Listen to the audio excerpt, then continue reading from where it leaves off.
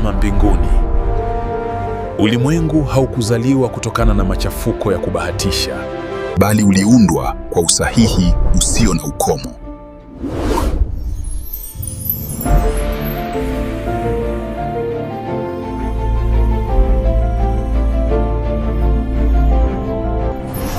Uumbaji wa ajabu unaozidi uwezo wa bahati nasibu.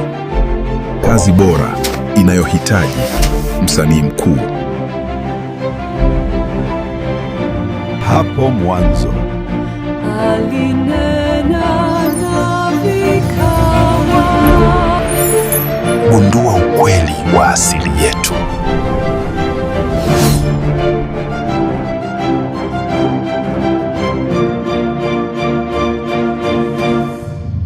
Bwana ni mwema tena, wakati wote anaendelea kutujaza na maarifa yake. Yesu, niwakaribishe tunapokwenda kukamilisha au kuhitimisha mfululizo wa masomo haya ambao kwa hakika ninaamini yalikuwa ni moja ya masomo yaliyowapatia watu maarifa na kuwafunulia kweli ya Mungu.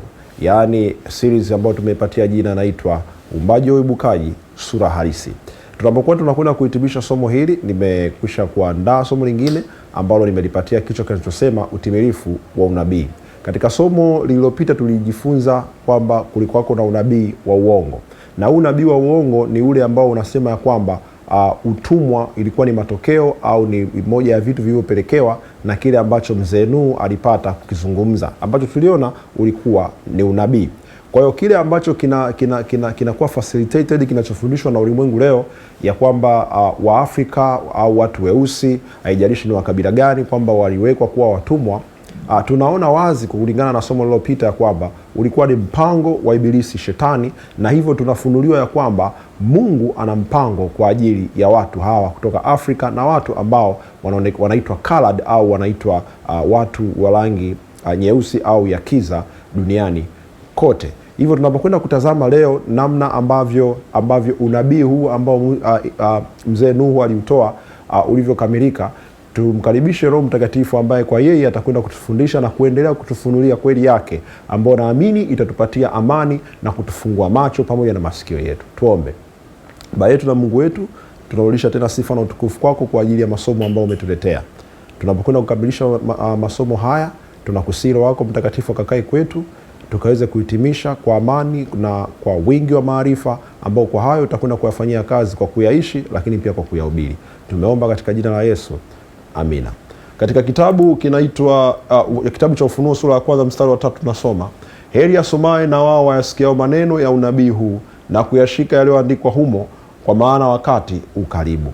Unabii ambao ulizungumzwa na Nuhu ulikuwako na umekuwa ukitumiwa na watu ambao ni waasi mbele za Mungu, katika kuwafanya watu wengine kuwa ni wadhaifu, kuwafanya watu wengine kuwa ni wanyonge. Lakini Biblia inazungumza vitu tofauti na kile ambacho watu hawa wanakifundisha.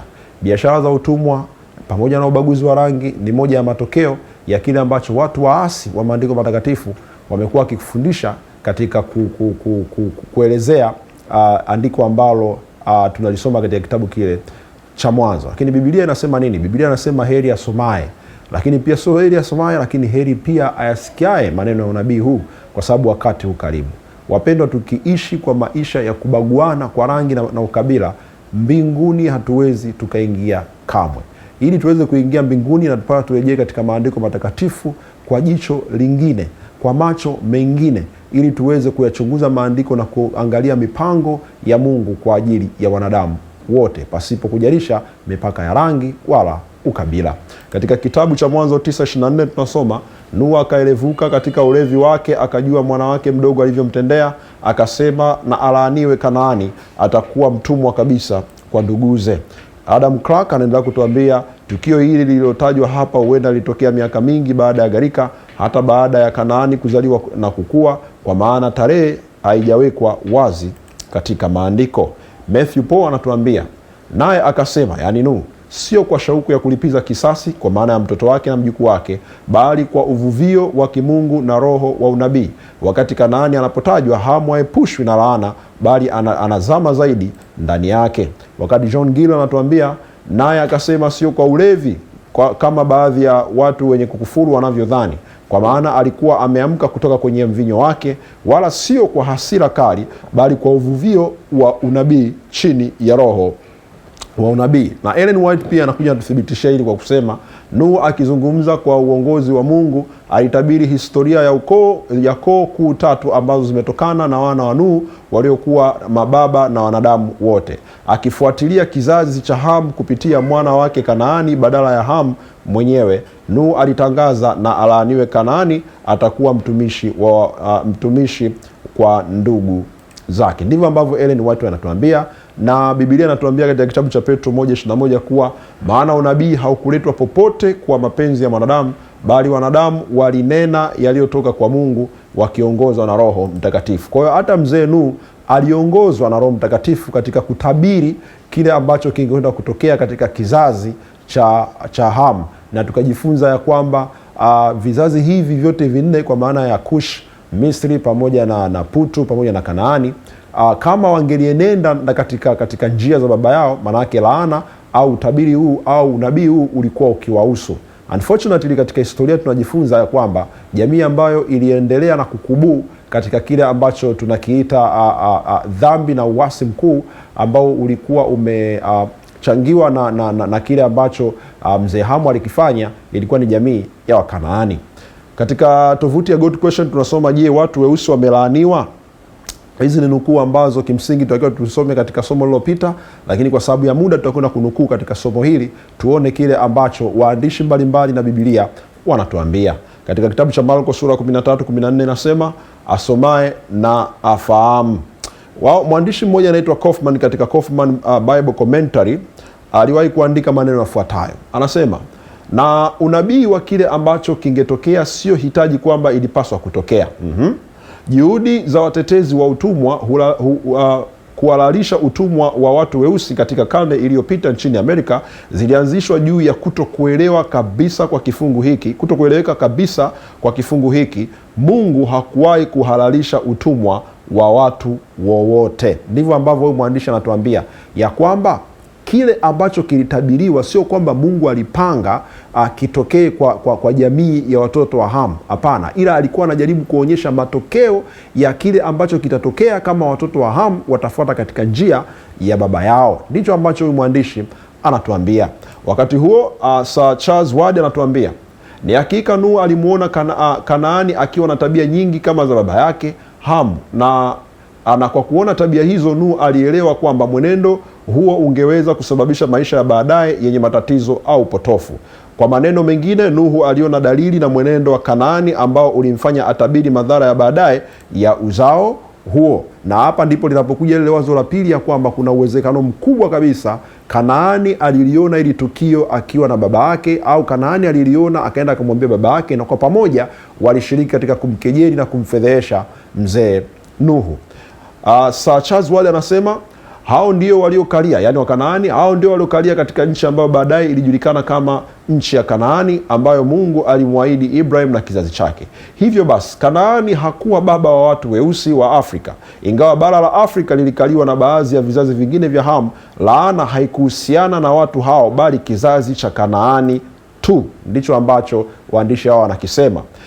John Kevin anatuambia, lakini ni ajabu ya kwamba Nuhu alimlaani mjukuu wake na akapitisha kimya mwanaye Ham aliye chanzo cha uhalifu. Ingawa Mungu aliona uzao wote wa Ham kuwa unastahili laana, aliwataja Wakanaani kwa jina kama wale ambao angewalaani kuliko wengine. Kwa hiyo tunaona hii laana basically inakuja kumwangukia Kanaani kwa sababu ya tabia yake mbovu na tabia yake ambayo alikuwa akichukua kutoka kwa baba yake, ambaye tulijifunza ya kwamba hakuonekana kutubu kwa kile ambacho alikifanya. Tunajifunza kutoka kwa Sir Smith Charles Ward, anasema hivyo dhana ya kwamba watu weusi walilaaniwa ni upotofu na haina msingi wowote wa maandiko. Ilikuwa ni tafsiri isiyo ya kimaandiko na ya kusikitisha. Hakuna msingi wowote wa kweli juu ya hilo. Mungu ametuumba sisi sote sawa. Rangi ya ngozi yangu haina uhusiano wowote na tabia au hali ya moyo wangu.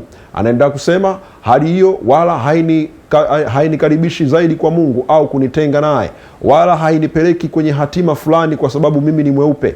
Hii ilikuwa ni tafsiri ya kusikitisha ya maandiko ambayo ilisababisha mitazamo mibaya mno dhidi ya kundi la watu na kuwatendea kama watumishi au waliopungukiwa na thamani. Napenda sana ambavyo Wadi anazungumza kuhusiana na haya, kwa maana alisoma maandiko kama ambavyo tumejifunza sisi hapa, naye alitambua kile ambacho maandiko matakatifu yanasema na kile ambacho maandiko matakatifu yalikataza. Naye Barnes anatuambia watu wote ni sawa katika swala hili na familia nzima ya kibinadamu. Ijapokuwa wanaweza kutofautiana kwa rangi ya ngozi, desturi na sheria, wanapaswa kutazamwa na kutendewa kama ndugu. Inafuata pia kwamba hakuna sehemu yoyote ya kizazi cha wanadamu iliyo na haki ya kuwatumikisha au kuwadhulumu sehemu nyingine yoyote kwa sababu ya tofauti ya rangi zao za ngozi. Hakuna mtu mwenye haki hiyo. Ndivyo ambavyo mwandishi huyu anasema. Wadi anaendelea kusema sio ya hoja ya kimaandiko kabisa, haina msingi wowote. Ile tafsiri ya ajabu ya maandiko ambayo watu wengi waliamini kwa muda mrefu ya kwamba laana ilikuwa kwamba Kanaani aligeuka kuwa mweusi na hivyo watu weusi kuwa jamii ya watumwa na waliodharauliwa. Ndicho ambacho kinafundishwa na kimekuwa kikifundishwa kwa miaka mingi, ya kwamba laana ile ya ambayo Nuhu aliitoa au nabii ule aliotoa Nuhu ulipelekea watu kubadilika kuwa weusi. Tumejifunza katika masomo yaliyopita ya kwamba watu weusi walikuwepo kabla ya gharika, wakawepo baada ya gharika, na hata laana wakati inatoka ilikuwa ni baada ya kuwa mtu mweusi, yani Kush pamoja na Ham ambako walipata kwako kabla ya hiyo laana haijatoka. Kwa hiyo ni mafundisho ya uongo, ni mafundisho ya ajabu na ya kusikitisha. Wadi anasema sasa, kwa sababu ya mtazamo huu wa zamani, kwa bahati mbaya miongoni wa watu wengi weusi kumekuwako na msimamo wa aina fulani wa kulipiza kisasi dhidi ya kanisa, dhidi ya Yesu Kristo na dhidi ya Ukristo kwa ujumla, kwa sababu mitazamo hiyo ya kibaguzi iliyowahi kushikiliwa ndani ya muktadha wa Kikristo katika kipindi fulani. Na hii ndio bahati mbaya iliyopo, na ndio maana ninaamini Mungu ameleta mafundisho haya sio tu kwa ajili ya watu wa duniani huko, kwa maana ya wazungu na watu wa mabara mengine, lakini specifically kwa ajili ya Waafrika, ya kwamba Mungu anahitaji watambue ya kwamba watu waliokuja na kufanya matukio kwa jina la Kikristo walikuwa ni watumishi wa Ibilisi na sio watumishi wa Kristo Yesu, ila walikuja wakitumia jina la Kikristo katika kumchafua Kristo. Na tulijifunza katika masomo yaliyopita ya kwamba moja ya mbinu ambayo shetani anaitumia ni kumchafua Kristo ili watu wamchukie Kristo na kumwacha Kristo ili yeye aweze kuwapata na kuwatumikisha anavyoweza kuwatumikisha. Wadi anaendelea kusema kuna mambo mengi katika historia na hasa katika historia ya kanisa ambayo yanatia aibu sana. Siwezi hata kujaribu kutetea historia ya kanisa. Nashindwa kuelewa kwa nini baadhi ya watu hupenda kulitukuza kanisa la kihistoria kana kwamba ndilo kipimo cha kweli cha mafundisho, kana kwamba kanisa hilo la kihistoria halikukosea. Anaendelea kusema ukweli ni kwamba kanisa la kihistoria lilikuwa ni chukizo. Mafundisho yao yalikuwa machukizo mbele za Mungu. Matendo yao, hata jinsi walivyoingiza ibada za kipagani ndani ya imani ya Kikristo, yote haya ni sehemu ya urithi wa kanisa hilo la kihistoria. Kwa hiyo huyu mwandishi anatueleza wazi ya kwamba kanisa la kihistoria ambalo liliingiza ibada za kipagani katika imani ya Kikristo ndilo ambalo lilikuwa limehusika kwa namna moja au nyingine katika kuendekeza na chochea biashara hizi za utumwa, lakini pia na ubaguzi wa rangi. Tunaambiwa ya kwamba hili ni jambo la kusikitisha sana, kwa kuwa liliwazuia watu wengi kujua upendo wa Mungu na nguvu ya Roho wa Mungu ambayo ingeweza kubadilisha maisha yao na kuwapa upendo, furaha na amani ambayo Mungu aliwaandalia. Endelea kusema Charles Ward ya kwamba ninashukuru sasa kwamba tafsiri ile ya kipuuzi hatimaye imewekwa kando, isipokuwa bado iko kwenye fikra za watu wachache wa misimamo mikali, na sasa tumefikia uelewa huu mzuri ya kwamba sisi sote ni ndugu katika Kristo. Nami nataka kumpa amina, na ningependa kumpa amina tena kwa ajili ya maneno hayo. Mwandishi mwingine anaitwa Adam Clark anasema wanadamu wote ni viumbe vyake, bali hali zote zimepangwa na kudhibitiwa na uongozi wake, na viumbe vyote wa kibinadamu vimenunuliwa kwa sawa na damu yake Yesu Kristo. Yeye peke yake ndiye chanzo ambacho wote wametoka, na kwake yeye peke yake wote wanapaswa kurudi. Yeye ndiye muumba, mhifadhi, mwokozi, jaji wa wanadamu wote. Ndicho ambacho tunafundishwa na kile ambacho watu waaminifu, wachunguzi wa maandiko waaminifu wanakielezea kuhusiana na kile kisa ambacho kimekuwa kikihubiriwa na kutumiwa kwa ajili ya kuanzisha biashara za utumwa na masuala mazima ya ubaguzi. Katika kitabu cha Petro wa kwanza 1:10, katika habari ya wokovu huo, manabii walitafuta na kuchunguza ambao walitabiri habari za neema itakayowafikia ninyi. Tunaendelea kusoma kile kisa kiundani, tuone kile ambacho Biblia ilikuwa ikimaanisha. Wadi anasema hii haikuwa laana isiyo na msingi, bali ilikuwa kutambua hali ya kiroho na kimaadili iliyoonekana mapema katika tabia za familia hiyo. Kwa hiyo laana ikamwangukia Kanaani, si mataifa yote ya Hamu. Kanaani alikuwa baba wa wale watu walioanzisha nchi ya Kanaani, kama vile Waamori na Wayebusi. Katika kitabu cha Warumi sura ya 6 mstari wa 16 anasema, hamjui ya kuwa kwake yeye ambaye mnajitoa nafsi zenu kuwa watumwa wake kumtii, mmekuwa watumwa wake yule mnayemtii, kwamba ni utumishi wa dhambi uletao mauti, au kwamba ni utumishi wa utii uletao haki. Kwa hiyo hapa tunajikuta tunapata picha nyingine ya kile ambacho Roho wa Mungu alikuwa akikimaanisha kwamba huyu Kanaani atakuwa mtumishi wa ndugu zake. Nini ambacho kilikuwa kinazungumziwa? Shetani alipokuwa akisoma huu nabii alitambua kabisa nini ambacho kilikuwa kinakwenda kutokea. Alitambua kabisa nini ambacho Roho wa Mungu alikuwa akimaanisha. Hivyo na yeye akaanza kuingiza mafundisho yake, ambayo mafundisho hayo yalikwenda kupindisha au kupotosha kile ambacho Roho wa Mungu alikuwa anakisema. Biblia inapozungumzia utumwa, inazungumzia utumwa wa aina mbili. Aina ya kwanza ni utumishi kwa Mungu uletao haki, na aina ya pili ni utumishi kwa shetani. Asa nini kilipata kutokea katika historia? Sikia. Katika kitabu cha waraka wa kwanza wa Yohana 3:8 nasema, atendaye dhambi ni wa Ibilisi, kwa kuwa Ibilisi hutenda dhambi tangu mwanzo. Kwa kusudi hili mwana wa Mungu alidhihirishwa ili azivunje kazi za Ibilisi. Kwa hiyo hapa tunaye Ibilisi ambaye anamchochea Hamu, ambaye huyu Hamu sasa amekuwa chanzo cha uasi, na kupitia huu uasi tunaona anayekuja kurithi uasi huu au anayekuja kuakisi uasi wa Hamu au kuchukua uasi wa Hamu na kuendeleza maradufu hakuwa mwingine bali alikuwa ni Kanaani. Na ndio maana waandishi kwa maana ya roho nabii na nje roho nabii wanatueleza wazi ya kwamba tabia za Kanaani ziliweza kuonekana kuakisiwa kutoka kwa Hamu. Kwa hiyo kama Hamu aliendeleza kile ambacho baba yake alikifanya, na nyuma ya Hamu alikuwapo Ibilisi, basi bila shaka Kanaani alikuwa mtumwa au mtumishi wa Ibilisi. Ndicho ambacho maandiko yanatuambia. Ellen White anasema tabia mbaya ziliendelezwa kwa Kanaani na kizazi chake, ambao kwa kuendelea kwao katika uovu walistahimiza hukumu ya Mungu juu yao. Hii inaonyesha kwamba laana ilitokana na mwenendo halisi wa kizazi hicho uliokosa haki na kumchukia Mungu. Ingawa laana ya kinabii ilikuwa imetabiri kwamba wangekuwa watumwa, hukumu hiyo haikutekelezwa mara moja, bali ilicheleweshwa kwa karne nyingi. Ellen White anasema Mungu alivumilia uasi na upotofu wao kwa muda mrefu hadi walipovuka mipaka ya uvumilivu wa Mungu. Ndipo waliponyang'anywa nchi yao na wakawa watumwa wa wazao wa Shem na Yafet. Hii inaonyesha kwamba Mungu hakutekeleza hukumu kwa haraka, bali alitoa muda wa toba kabla ya kuruhusu matokeo ya uasi wao kuwafikia.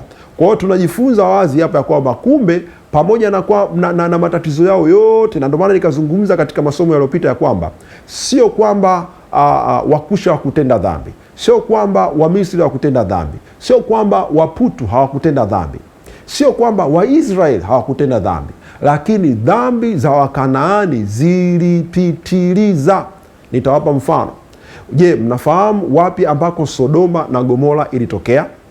Ukisoma katika maandiko, Sodoma na Gomora ilikuwa ni sehemu ya jamii ya Wakanaani, na tunaona Mungu anakuja anashusha moto Sodoma ambako ni Kanaani. Lakini bado pamoja na ule moto, hawa watu hawakuweza kujifunza na kukubaliana na ukweli wa Injili na neno la Mungu kipindi kile. Mungu anawavumilia kuanzia kipindi cha Ibrahimu mpaka kipindi cha Yeriko. Bado hawa watu waliendelea kukubuka katika maovu yao. Kila anapojaribu kuwarudisha nyuma, hawa watu hawarudi. Tofauti na jamii zingine kwa maana ya Wakushi, wa Misri pamoja na Waputo.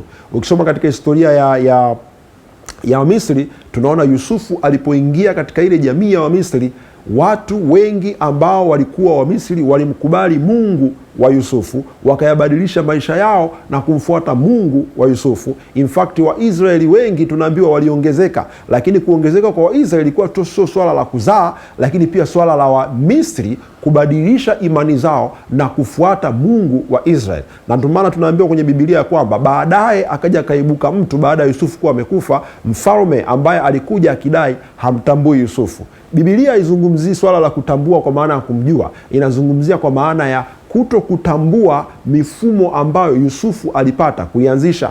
Lakini tunajifunza ya kwamba katika jamii ya Wamisri walikuwepo watu ambao walipokea Injili, wakaifata na wakawachana na maisha yao maovu. The same applied kwa watu wa Kikushi au jamii ya Wakushi. Wapo watu ambao walikubali Injili na wakayaishi maisha ya Mungu wa mbinguni. Na hii ni tofauti na jamii ya Wakanaani ambao wao waliendelea kukubuu katika maasi kuanzia mwanzo hata mwisho, ambako Mungu aliamua kuwapoteza katika uso wa nchi. Ellen White katika kitabu cha Patriarchs and Prophets anatufunulia haya. Ellicott anatuambia mtumwa wa watumwa, hili lilitimizwa katika ushindi wa Kanaani na Yoshua. Kwa hiyo unabii ulitimia kipindi cha Kanaani cha kipindi cha Yoshua, lakini kabila hilo lilikuwa na mustakabadhi mkubwa mbele yake. Wahiti walikuwa mojawapo wa mataifa ya mwanzo ya kale yenye mafanikio, na Wasidoni na Watihiri na Wafenisia walikuwa wafanyabiashara mashuhuri sana, kiasi kwamba neno Mkanaani limetafsiriwa kama tafsiri yetu ya mwanzo kama mfanyabiashara bila hata noti. Kwa hiyo jamii ya Wakanaani ni moja ya jamii ambayo kwa kweli kabla haijaondoshwa ilikuwa ni jamii ambayo Mungu aliishikilia, akaivuta, akajaribu kuibadilisha, lakini wakashindwa au wakagoma kubadilika. Hata mwisho wa siku Mungu anaamua kuwaondosha. Katika kitabu cha Mwanzo sura 9 mstari wa 26 tunaambiwa, akasema na atukuzwe Bwana Mungu wa Shem, Kanaani awe mtumwa. Kama ambavyo tumesoma, Ellen White anatuambia ya kwamba baadaye walikuja kuwa watumwa wa taifa la Israel baada ya kwamba Yeriko kuwa imedondoka. Ndicho ambacho tunajifunza. In fact, tunajifunza katika Biblia kuna mtu mzuri tu, mtu mwema tu aliitwa Uria Mhiti, ambaye kimsingi alikuwa ni Mkanaani kwa mujibu wa historia ya Biblia. Na alikuwa mtumwa, alikuwa mtumishi tu mzuri na ambaye alipendwa na mfalme Daudi. Mwanzo 9:26 anatuambia na atukuzwe Bwana Mungu wa Shem. Zaburi sura ya 48 mstari wa kwanza anasema, Bwana ndiye aliye mkuu na mwenye kusifiwa sana katika mji wa Mungu wetu, katika mlima wake mtakatifu. Swali, huyu Bwana ambaye anatakiwa asifiwe, Bwana ambaye anaitwa Bwana wa Shem ni nani? Kwa mujibu wa kitabu cha Wafilipi 2:11 anasema, na kila ulimi ukiri ya kuwa Bwana Yesu Kristo ni Bwana, kwa utukufu wa Mungu Baba. Na katika kitabu cha Matendo sura ya 10:36 tunasoma, Yesu Kristo ndiye Bwana wa wote. Kwa hiyo Biblia inaposema atukuzwe Bwana Mungu wa Shem, inamzungumzia Kristo Yesu. Kwa lugha nyingine, swala zima la urithi wa unabii, urithi wa wokovu utakuwepo katika nyumba ya Shem. Naye Matthew Henry anatuambia, abarikiwe Yahweh Mungu wa Shem. Baraka kuu ya Shem ni kwamba Yahweh, Mungu mmoja wa kweli aliye hai na anayejulikana ni Mungu wake. Maarifa na ibada ya muumba yaliendelea kuhifadhiwa katika ukoo wa Shem wakati yalipokuwa yamepotea na kufifia kabisa kati ya wazao wengine wa Nuhu. Kwa hiyo kimsingi Shem alichaguliwa kuwa muhifadhi wa Injili, muhifadhi wa kweli ya maandiko, ingawa tunatambua ya kwamba watoto wa Shem pia walikuja wakakengeuka, kama wale wa Ashuru walikengeuka, Waelamu walikengeuka, na ni moja ya jamii ambayo Mungu alikuja akazipoteza katika uso wa nchi, kama ambavyo alipoteza Kanaani. Waashuru leo hawapo, Waelamu leo hawapo. Hawa watu wote walikuja wakakengeuka sawasawa na Wakanaani walivyokengeuka. Ndivyo ambavyo Biblia inatufunulia. Lakini ndani yake ikatokea jamii moja ya mtu anaitwa Afkistadi, na kupitia Afkistadi ambaye kwa kweli aliendelea kusimamia Injili, ndiko ambako tunaona Injili inaendelea kutembea mpaka kipindi cha Eberi ambaye kupitia yeye wanazaliwa Waebrania, na ndani ya Waebrania anatokea mzee Ibrahim. Kwa kadiri muda unavyozidi kwenda, shetani alikuwa anajaribu kupambana na watu wote ambao Mungu alikuwa amewafavor, alikuwa amewapa nafasi ya kuweza kuijua Injili na kuhifadhi Injili. Na katika kitabu cha Boswell tunaambiwa mwaka 1961 Yesu ndiye Yahweh. Maandiko haya hayamtangazi tu kama Mungu wa Agano Jipya, bali pia huitwa Bwana katika Agano la Kale. Maandiko huonyesha wazi kuwa Kristo na Yahweh kuwa ni mmoja. Kwa hiyo Biblia inaposema na waandishi wanaposema ya kwamba huyu Mungu wa Shemu alikuwa ni Yahweh, maana yake alikuwa ni Kristo Yesu. Benson anatuambia Bwana wetu Yesu Kristo, ambaye ndani yake mataifa yote ya dunia yanapaswa kubarikiwa, alitokana naye Shem. Kwa hiyo ni vizuri sana Bwana yani Jehova kuitwa Mungu wa Shem. Kwa hiyo kwa mujibu wa Benson anatuambia huyu Mungu ambaye anatukuzwa, huyu Bwana anayetukuzwa wa Shem, alikuwa si mwingine bali ni Jehova. Na Whitelaw mwaka 1913 anatuambia Yesu hakuwa binadamu tu wa kawaida aliyejawa na roho wa Mungu, lakini alikuwa ni Yehova mwenyewe, Mungu katika mwili. Na Ellen White katika gazeti la Science of Time Mei 3, 1899 anasema Yehova ndiyo jina ambalo Kristo alipata kupewa. Kwa hiyo Biblia inapokuwa inazungumzia abarikiwe Bwana Mungu wa Shem, tafsiri yake ya kwanza ni kwamba kupitia Shem unabii wa kuja Mwokozi unakwenda kutimia, lakini pia maarifa kuhusiana na Mungu Mwokozi yatahifadhiwa katika familia ya Shem. Kaufman anatuambia abarikiwe Bwana Mungu wa Shem. Hii inamaanisha kwamba kwa maana ya pekee Mungu atajulikana kama Mungu wa Shem, ambaye kupitia kwake Masihi atakuja kwa ajili ya ukombozi wa wanadamu. Hii ndio teuzi ya kinabii ya Shem kama baba wa ukoo, ambaye kupitia kwake yeye Yesu angeliweza au angelipata kuzaliwa. Benson anatuambia waabudu wengi wa Mungu wa kweli kabla ya ujio wa Masihi walikuwa ni wazao wake Shem, na baadaye vizazi vya Shem vilikuwa vyombo vikuu vya kuleta mataifa mengine kujiunga katika ibada ya Mungu na kushiriki baraka za wokovu wake. Ndivyo ambavyo maandiko yanasema, lakini pia ndivyo ambavyo hawa waandishi wanatusamarizia, wanatuelezea kwa ufupi kile ambacho Biblia kwa ujumla inasema. Naye Barnes anatuambia lakini Kristo ndiye yote, na katika yote jambo kuu linalofanya kanisa kuwa la pekee ni kwamba Kristo ni mwokozi wake, na kwamba wote ni marafiki na wafuasi wake. Washiriki wake huweka kando tofauti zao zote nyingine, na wanajulikana kama marafiki zake. Hawajulikani kama Wayahudi na wa mataifa, au kama taifa hili na taifa lile, kama watumwa au watu huru, bali wanajulikana kama Wakristo, wakitofautishwa na wanadamu wengine wote kama marafiki walioungana wa mkombozi. Katika kitabu kinaitwa Beginning of the End, ukurasa 48 tunasoma mlango wa Shemu ulikuwa ni wa watu walioteuliwa. Kutoka kwake atatokea Abraham na watu wa Israel, ambao kupitia wao Kristo atakuja. Jafeth naye atakaa katika hata za Shem. Wazao wa Jafeti walihusishwa hasa kushiriki mbaraka wa Injili. Kizazi cha Kanaani kilipata mwelekeo wa kuangukia katika aina mbaya zaidi ya ukaidi. Kwa hiyo mission ambao walipewa Jafet pamoja na Shem ilikuwa ni kuhakikisha wanahifadhi Injili au neno la Mungu. Lakini unfortunately katika historia ya Biblia, moja ya jamii ambazo zilikuja zikakengeuka sana ilikuwa ni jamii ya watoto wa Shem. Kasoro watu wachache sana katika jamii zile waliweza kusimama, na katika hao Mungu aliweza kuwatumia. Katika kitabu kingine cha Elcott tunasoma lakini kabila lote lilitumikishwa na mojawapo ya aina ya kuabudu sanamu za kutisha sana na zenye kudhalilisha. Na kama vile baraka za Shem iliyokuwa ya kidini, basi hata laana ya Kanaani iliwezekana pia kuwa ya kidini. Kwa hiyo haya mambo ni mambo ya kiimani, ni mambo ya kidini, ni utabiri wa roho, lakini watu wanayachanganya na kuanza kuhusisha na mambo ya kimwili, hasa maswala ya utumwa.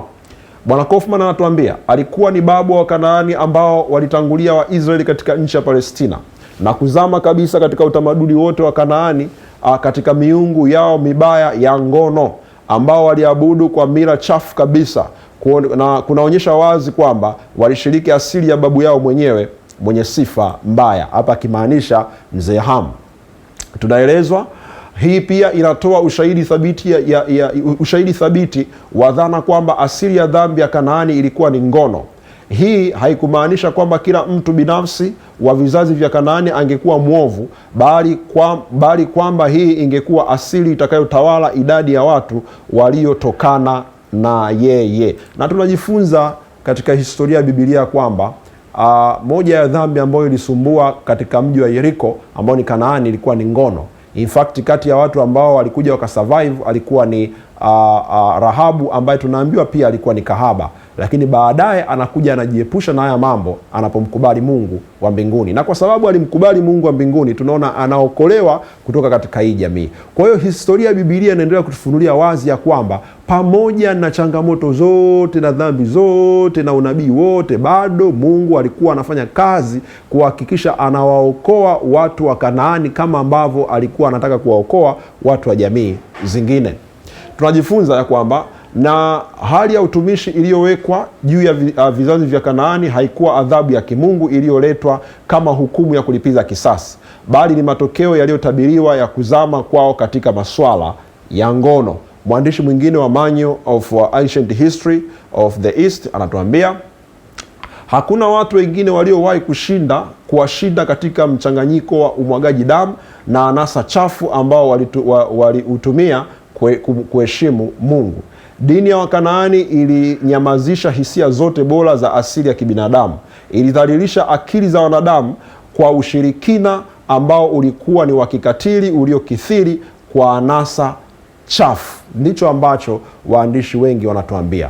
Hatuna muda wa kudiskasi mambo yote ambayo Wakanaani waliyafanya. Nimewatolea mfano kwamba Sodoma na Gomora ilikuwa wapi? Ilikuwa Kanaani. Kama Sodoma na Gomora ilikuwa Kanaani, hiyo ikupatie tu picha ndogo ya uchafu na ushenzi ambao ulikuwa ukiendelea katika jamii hii. Hata Mungu anaamua kuja kuiondosha. Lakini pia kumbuka, pamoja na maovu yote ya Kanaani, bado Mungu alikuwa akipambana kuhakikisha anawatoa watu katika laana ambayo ilikuwa inawanyemelea ya kuangamizwa na kuondoshwa katika uso wa nchi. In fact, walikuwepo watu ambao waliokolewa. Sikia, katika kitabu cha Danieli sura 11:43 tunasoma, lakini itakuwa na nguvu juu ya hazina za dhahabu na fedha na juu ya vitu vyote vya Misri vyenye thamani, na Walibia, yani wana wa Putu na Wakushi watafuata nyayo zake. Ukisoma, huu ni unabii wa siku za mwisho, Danieli 11:43, ambao in fact unatimia sasa. Danieli anapokuwa anatazama katika siku za mwisho katika jamii za wana wa Ham, anawaona watu au jamii kubwa 3 na sio 4. Tunaambiwa Wakushi watakuwa wako, kwa maana ya watu weusi generally, Walibia ambao ni watoto wa Putu, lakini pia Wamisri nao wanaonekana katika unabii huu wa Danieli. Lakini wapi waliko Wakanaani? Ni wazi ya kwamba Wakanaani hawaonekani tena, kwa maana jamii yao ilikuja ikafutwa katika uso wa nchi, na unabii wa kile ambacho Nuhu alipata kutoa ukaweza kutimia. Sikia, katika kitabu cha Arthur Case anatuambia, Ukristo hautambui tofauti ya kabila au rangi ya ngozi. Unalenga kuvunja vizuizi vyote vya kirangi. Katika swala hili, mkono wa Ukristo unapingana na ule wa uchaguzi wa maumbile. So wapendwa katika Bwana, maandiko yapo very very clear, yani yapo wazi sana ya kwamba Biblia haikubaliani na masuala ya ubaguzi wa rangi.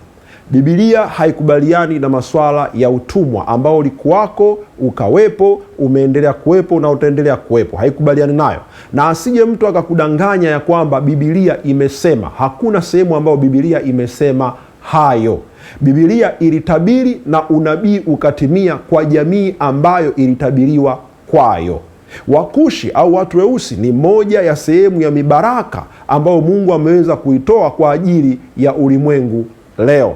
Na hiyo haiwafanyi Wakushi kuwa ni watu wa pekee kuliko wengine, bali wapo watu wengine ambao Mungu amewaumba na ameendelea kuwaumba hata sasa, kwa maana ya kuzaliwa, ambao wana mionekano tofauti na watu weusi. Hawa wote kwa mujibu wa maandiko matakatifu walikuwa ni sehemu ya mbaraka ambao Mungu aliutoa alipomwambia Nuhu, wewe na watoto wako ninawabariki, mwenende mkazae.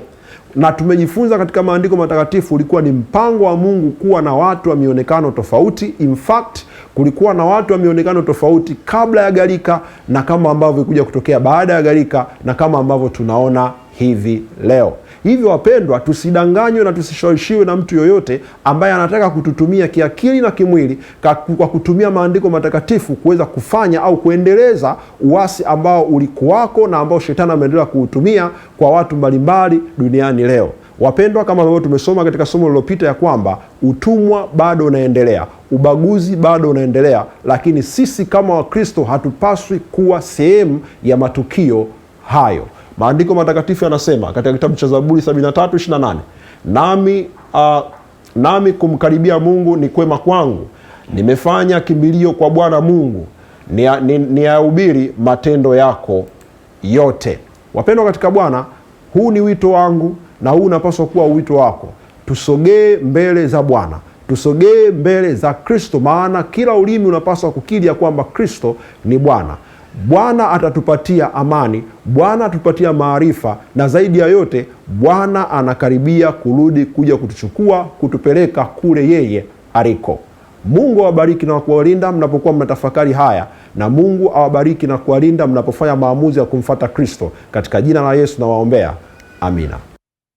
Pendwa mtazamaji, tafadhali subscribe, washa kitufe cha kengele, waweza pia kulike, ukacomment na kushare habari hizi njema. Mungu akubariki.